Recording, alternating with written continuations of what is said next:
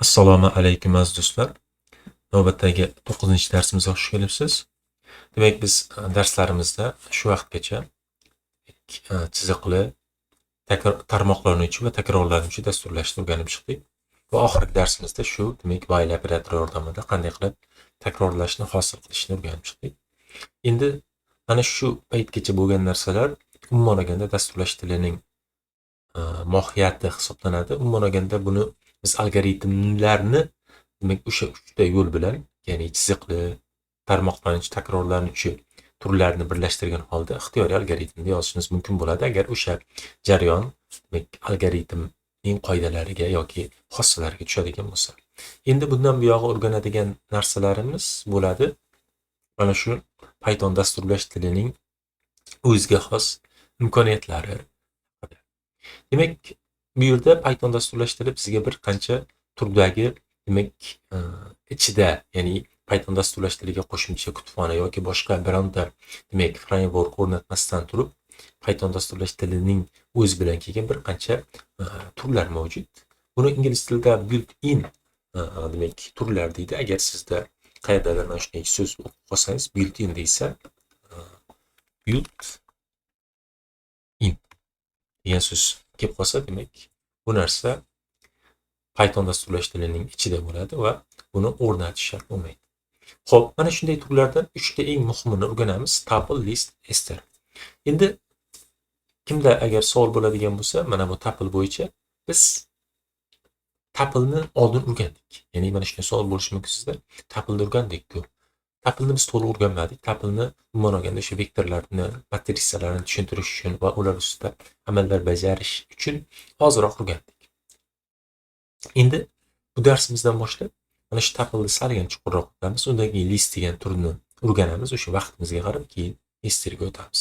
Bularning hammasi har xil turdagi ketma-ketliklarni saqlash uchun mo'ljallangan yoki ketma-ketliklarni har xil ko'rinishda saqlash uchun mo'ljallangan. Mana bularni bir-birini o'rganamiz.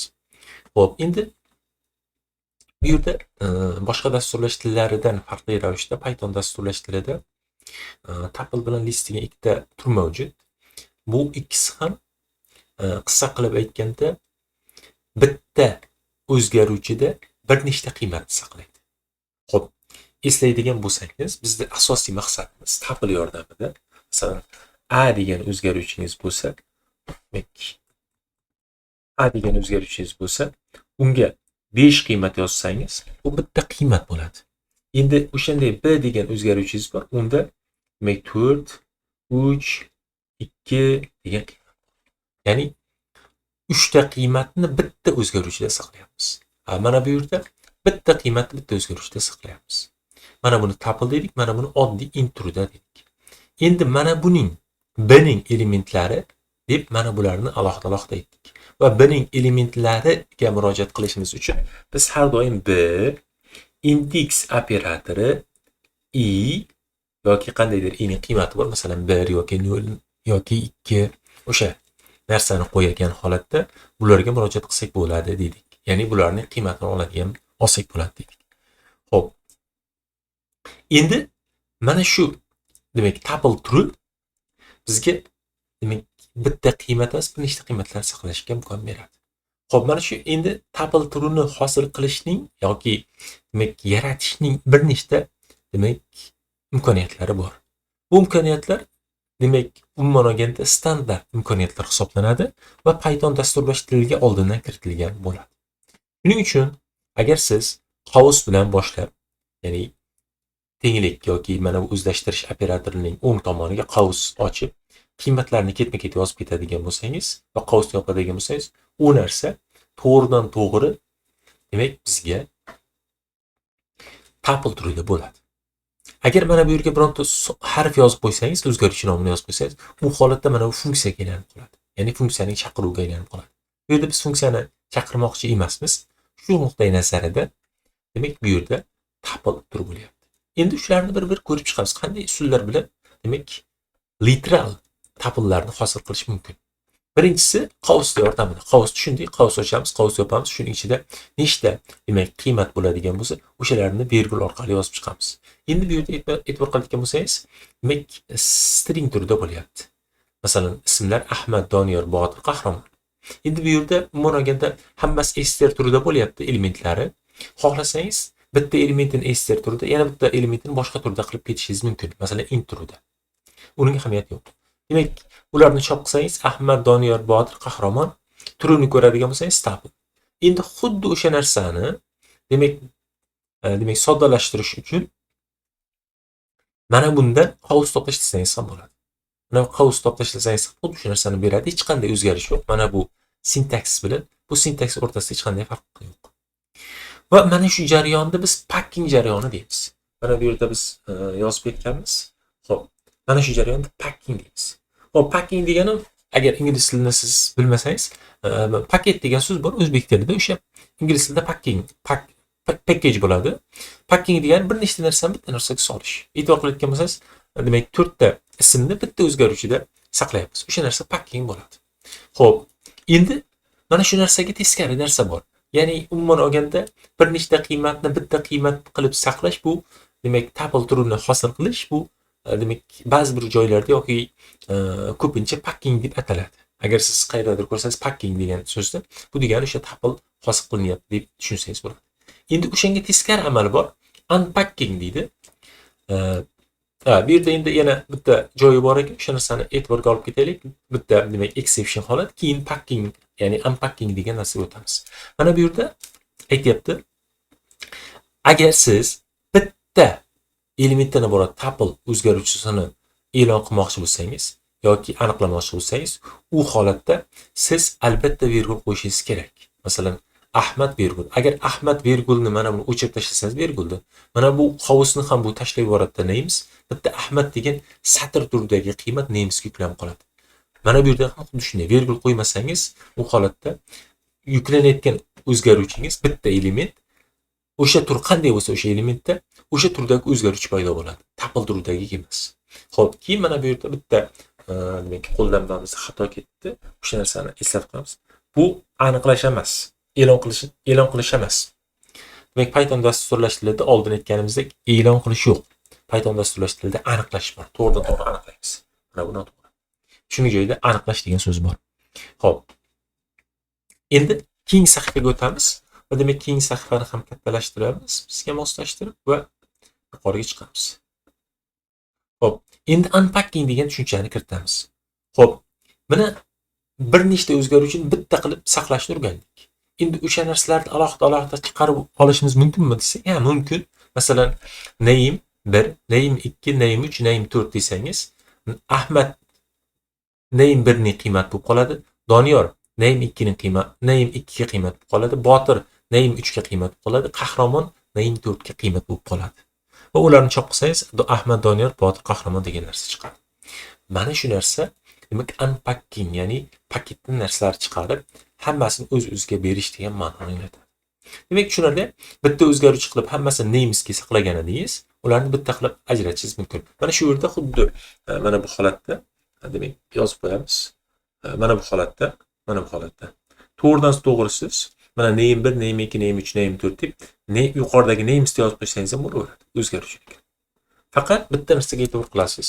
Mana bu yerda 4 ta bo'lsa, bu yerda ham 4 ta bo'lishi kerak. Agar bittasi kam bo'lib qolsa, xatolik beradi. Mana shu unpacking qilish jarayonida demak qiymatlar soni to'g'ri kelmadi deb. O'zi aslida 4 tasi kutilayotganda, masalan, mana bu yerda 5 ta bo'lib ketdi deb aytadi. Demak, mana shu bitta xususiy holat, ya'ni xatolik bo'lishi mumkin bo'lgan holat. Endi indekslash degan tushuncha. Indekslashni ham biz ozroq tushundik. Tuple turida indekslash demak mana bunday ko'rinishda bo'ldi. Masalan, A degan qandaydir demak tuple berilgan bo'lsa, uning 0-o'rindagi qiymatini olishingiz uchun indeks operatoridan foydalanib, unga 0 qo'yib qo'yishimiz kerak. Xo'p, endi mana shu narsani demak e'tiborga oladigan bo'lsangiz, demak buni qaysi ma'noda o'rgandik? Ya'ni qanday qilib mana shunga qiymat berishimiz mumkin deb. Qiymatini olishimiz mumkin deb o'rgandik. Lekin bunga qiymat berishimiz mumkin emas. Ya'ni aytmoqchi bo'lganimiz, A deb masalan print desangiz, mana shu yerga print mumkin. Ya'ni qiymatini olish mumkin. Tuple o'zgaruvchisida bironta qiymat turgan bo'lsa, o'sha qiymatning nima ekanligini bilishingiz mumkin. Lekin o'sha qiymatni o'zgartirishingiz mumkin emas. Agar bironta qiymat turgan bo'lsa, uni o'zgartirish mumkin emas. Masalan, mana bu yerda yuqoridagi masalan olamiz ismlar. Ahmad Doniyor Botir Qahramon o'sha narsalar. Endi mana shu Ahmadning o'rniga Asqar qo'yaman desangiz, xatolik bo'ladi. Sababi tuple degan tur indeks yordamida qiymat o'zgartirishga mo'ljallanmagan. Ya'ni tuple turi kitobiy tilda aytadigan bo'lsak, immutable turi hisoblanadi. Nima yozib qo'yaman?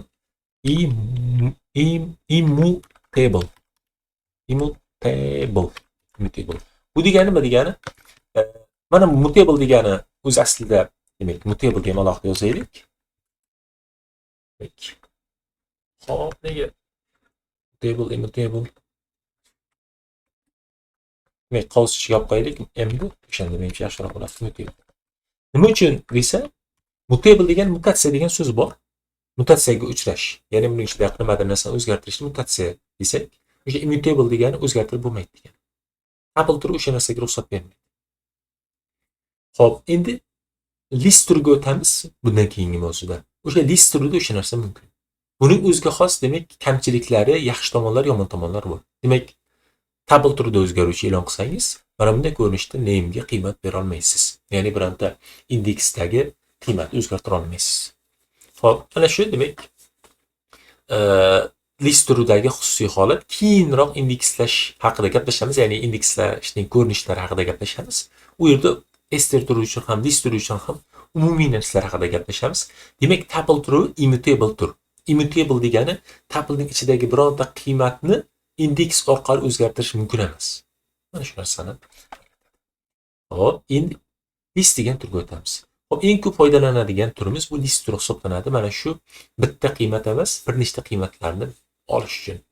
Hop, list turi tuple turi bilan deyarli bir xil. Ya'ni bir xil imkoniyatlarga ega va unga qo'shimcha qilib siz to'g'ridan-to'g'ri uning demak indeksdagi qiymatlarni o'zgartirishingiz mumkin. Keling, tuple turida bilan demak list turining asosiy farqi nima? Misolda ko'raylik. Mana bu joyda biz tuple hosil qilishimiz uchun oddiy qo'shtirnoq qavs qo'yamiz. Oddiy qavs qo'yamiz. Mana bunday ko'rinishda qavs qo'yamiz. Qanday bizda negadir ishlamay qoladi. Qiziq. Qavs qo'ysak, demak list turida mana shuni to'g'ri burchakli qavsga aylantirasiz bo'ldi. O'sha list bo'lib qoladi. List bo'lib qoladi.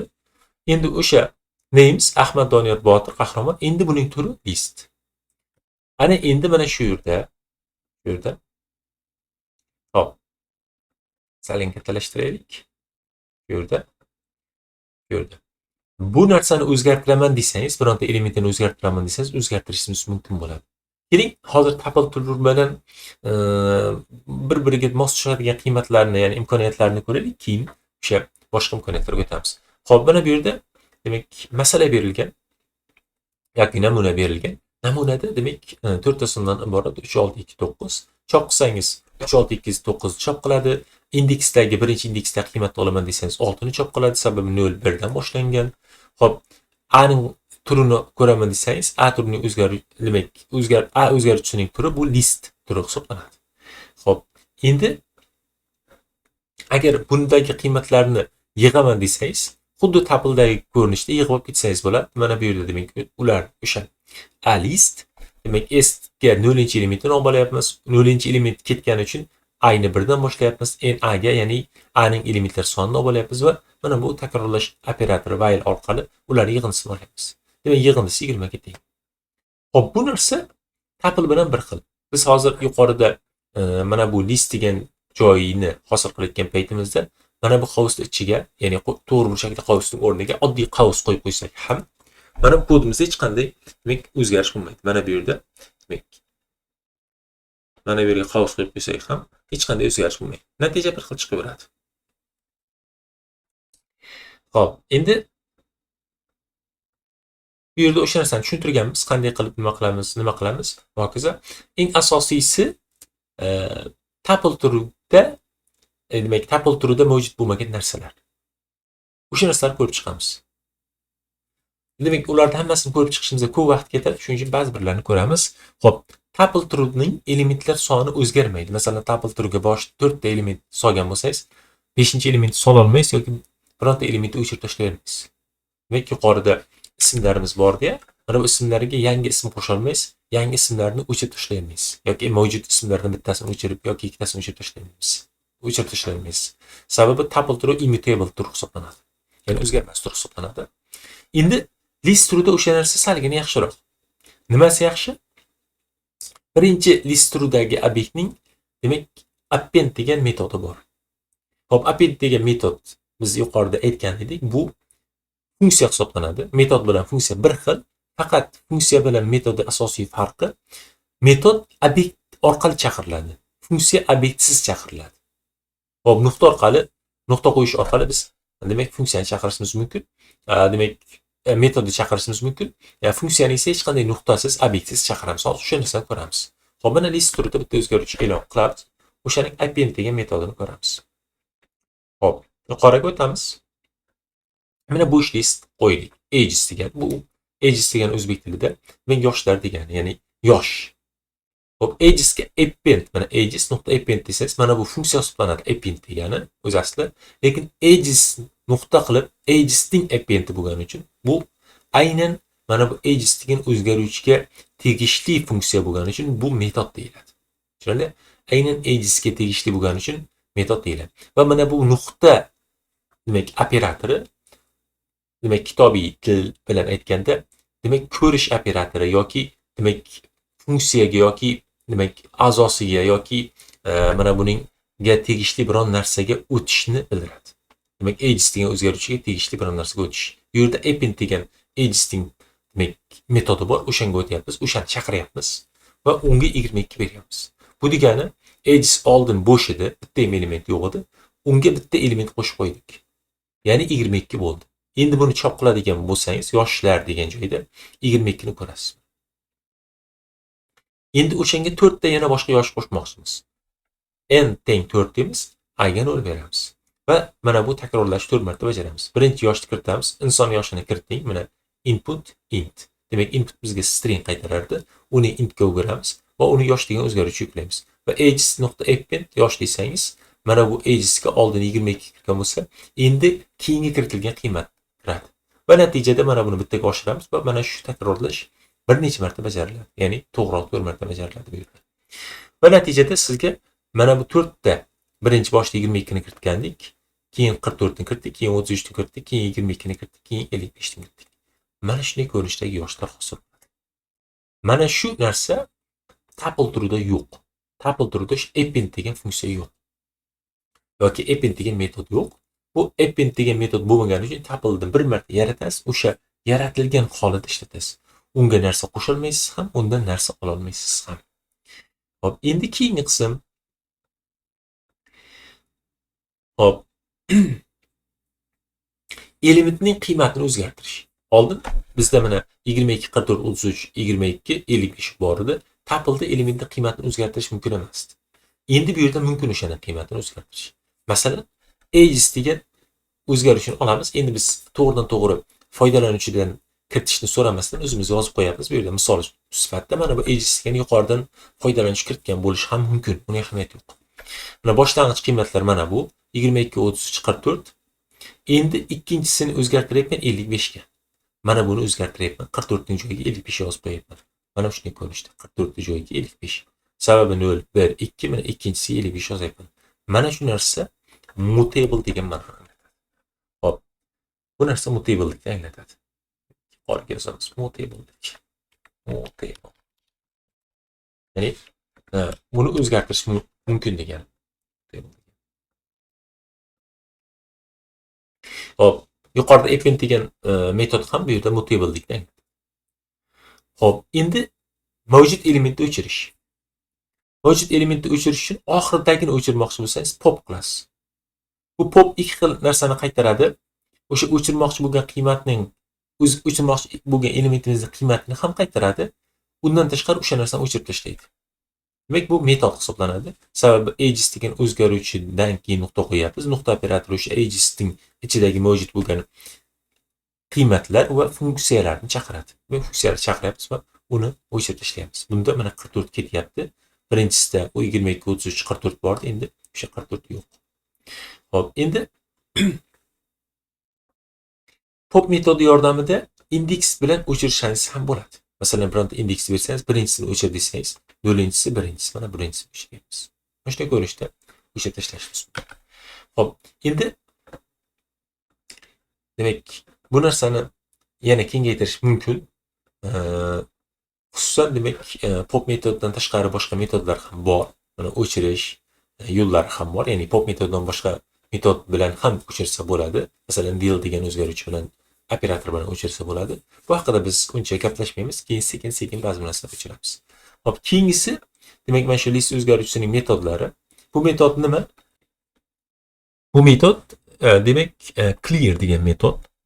Clear metod nima qiladi? Butun boshli listdagi hamma elementni o'chirib yuboradi. Demak, mana edges degan list turida o'zgaruvchi e'lon qildik. Uning clear degan metodini chaqirdik. Demak, nuqta qo'yganimizdan keyin o'shanda uning ichidagi hammasini o'chirib yuboradi. Birinchi edgesda 3 ta element 22, 33, 44 turgan bo'lsa, endi o'sha yo'q.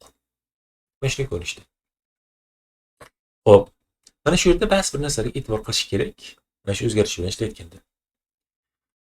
Demak, ushbu turdagi o'zgaruvchini boshqa turga to'g'ridan-to'g'ri o'zlashtirganda yoki boshqa o'zgaruvchiga to'g'ridan-to'g'ri o'zlashtirganda, uning har bir elementi nusxalanishining o'rniga uning xotiradagi manzili to'g'ridan-to'g'ri ko'chiriladi. Mana shu narsaga tushunish kerak. Mana shu narsani ko'pchilik tushunmaydi va dasturlashda yoki o'sha Pythonda ko'rsatkichlar yo'q deydi. Masalan, xususan C++ bilan ishlaydigan dasturchilar yoki boshqa o'sha Java yoki C# bilan ishlaydigan dasturchilar o'rtasidagi asosiy muammo, masalan, C++ da int yulduzcha degan tushuncha bor. Masalan, a degan o'zgaruvchi e'lon qilsangiz, bu C++ nuqtai nazaridan bu mana bu ko'rsatkich deganida Pythonda ham, Javada ham, C# da ham hammasi ko'rsatkich bo'ladi. Mana bu ham ko'rsatkich. Mana bu ham ko'rsatkich.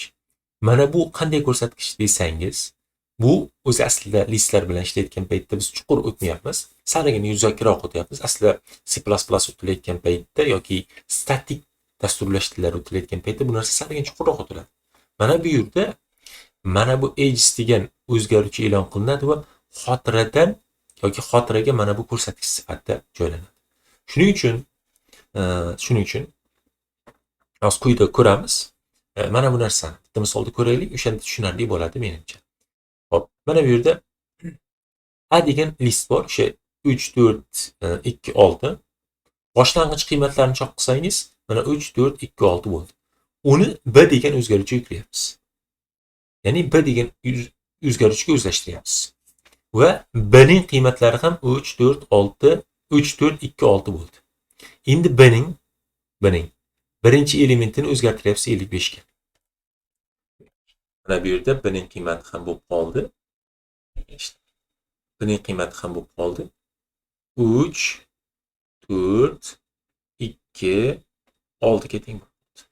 Endi mana bu qatorda bo'lyapti. Demak, o'sha 3 demak 55 2 6 bo'lyapti. Lekin a ni chop qilsak, biz b ni chop qilmayapmiz. Qarang, shu joyda eng asosiy farq. B a ni chop qilsak, a ning qiymati ham o'zgarib qolyapti 55 ga. Tushunarli? Mana bu yerda bitta narsa bo'lyapti. Mana shu narsani qaysidir ma'noda dasturlash tillarida, xususan C++ dasturlash tilida yoki C dasturlash tilida adres olish deyiladi. O'zi aslida nima hosil bo'ladi? Shu yerda sal chuqurlashamiz. Xotirada mana bunday narsa paydo bo'ladi. Xo'p, 4 ta katakdan iborat eng sodda holatda bu statik dasturlash tillari nuqtai nazaridan men gapiryapman. Python dasturlash tilida salgina boshqacharoq, shuning uchun bu haqida nima qilyapman. A degan o'zgaruvchi mana shu yerda ko'radi. Boshini ko'radi va a degan o'zgaruvchiga mana bu adres yuklanadi. Ya'ni adres yoki mana shu manzil, xotiraning mana shu manzili boshlanishi a ga yuklanadi. Demak, a barobar b degan paytingizda mana bu narsani yozgan paytingizda mana bu yerdagi narsa o'zlashtirish operatori. Mana bu yerdan yana bitta xotira.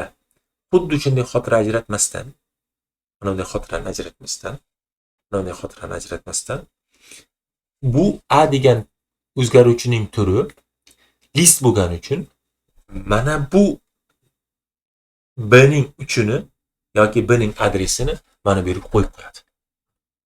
Demak, mana bu yerda 3 turibdi birinchisida. 3 turibdi. Bunda 4 turibdi. Bunda 2 turibdi, bunda 6 turibdi. Demak, ikkovi ham bitta joyda ko'rib qoldi. A degan o'zgaruvchingiz ham, list turidagi B degan o'zgaruvchingiz ham bitta joyda turibdi. Agar siz B ga o'zgartirish kiritsangiz, B ning birinchi qiymatiga 55 bersangiz, mana bu 55 ga aylanadi. Mana endi bu 55 ga aylanadi. O'sha yerda A ni chop qilsangiz, undan keyin A ni chop qilsangiz, B ni emas, A ni chop qilsangiz, A ham B bilan bitta joyda ko'rib turgani uchun mana bu A dagi turgan 4 o'zgarib 55 ga aylanadi. Shuning uchun A ham 3, 55, 2, 6 ni ko'radi.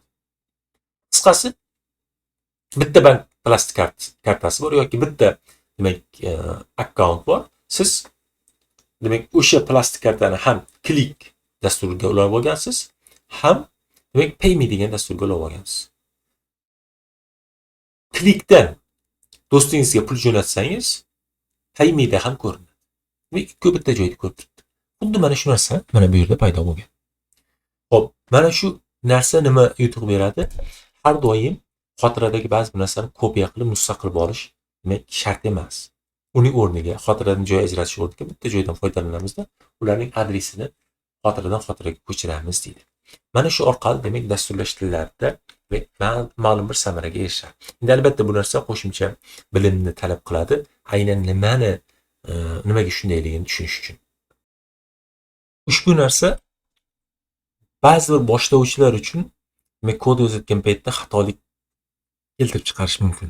Masalan, funksiyaga bitta qiymat berib yuborasiz. O'sha qiymatni yana qayerdadir ishlatasiz. Va o'sha funksiyaning ichida o'sha o'zgaruvchini o'zgartirib qo'yasiz. Natijada bu yo'lda ham o'zgarib ketadi. Bu bizda demak boshlagan paytimizda juda ko'p bo'lgan. Shuning uchun aytib o'tyapman. Endi albatta tajriba sekin-sekin mana shu narsani tushunishga yordam beradi va nazariy tomondan ba'zi narsalarni chuqurroq o'rgansangiz yoki qancha ko'proq o'rgansangiz, o'shancha sizga foydali bo'ladi. Endi mana shu holatdan chiqib ketish uchun agar haqiqatan ham demak ikkovini bitta joyga ko'rsatib qo'ymoqchi bo'lsangiz, ya'ni ikkovini ham bitta joyga ko'rsatib qo'ymoqchi bo'lmasangiz, u holatda sizga copy degan metoddan foydalanishingiz to'g'ri keladi. Demak, copy metodini chaqirsangiz, o'shanda ikkoviga alohida xotiradan joy ajratib, nusxa qiladi, demak, va ungni nusxasini yuklaydi. Xuddi o'sha o'zgarishning o'zi A.copy qilasiz. Demak, mana bu degani xotiradan alohida joy ajrat. Bu yerda xotiradan alohida joy ajratib, unga nusxalaydi. Demak, 4 ta qiymat bo'lsa, oldin mana bu yerda nimaning qiymatlari edi? Aniq edi. Buni bu yerga nusxalaydi, buni bu yerga nusxalaydi, buni bu yerga nusxalaydi. Endi bu narsa xotirada bitta qiymat 2 marta oshib ketishiga sabab bo'ladi va mana bu jarayon, demak nusxa olish jarayoniga vaqt ketadi. Demak, mana shunday demak o'ziga xos xususiyatlari bor. Demak, mana bu narsani endi o'zgartirsangiz, birinchi qiymatining qiymatini o'zgartirsangiz, A ga ta'sir qilmaydi. Mana shu narsa asosiy demak tushunishimiz kerak bo'lgan narsa. Keyingi metodimiz insert degan metod. Hop, insert metodining asosiy bu yerda maqsadi bironta o'ringa qiymatni qo'yish. Masalan, mana bu yerda mana bu 0-element, bu 1-element, bu 2-chi, bu 3-chi.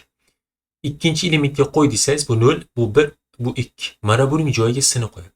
Buni o'chirib qo'ymaydi. Buni chapga surib qo'yadi, o'ngga surib qo'yadi. Buni o'ngga suradi. Demak, mana bu yerda C degan demak harf qolib ketgan. Mana bu ikkovini oladi. Mana bu ikkovini oladi. Xo'p. Bu ikkovini oladi. O'ngga bitta katakka suradi va o'rtaga bo'sh joy qolgan joyga s ni yuklab qo'yadi. Mana shunday ko'rinishda chiqadi mana. Boshdagi qiymat mana s ni yuklab qo'ydik. Keyin I ni yuklab qo'ydik mana bu yerga. Shunda A, B, C, D, I, F degan narsalar chiqdi. Xo'p, mana shu bugungi darsimizga menimcha yetadi. Keyingi darsimizda demak str turi haqida gaplashamiz va umumiy mana shu 3 ta turga kerakli bo'lgan yoki umumiy mana shu 3 ta tur uchun mavjud bo'lgan ba'zi bir amallarni ko'rib chiqamiz. Rahmat, salomat bo'lasizlar. Shu bilan darsimizni tugatamiz.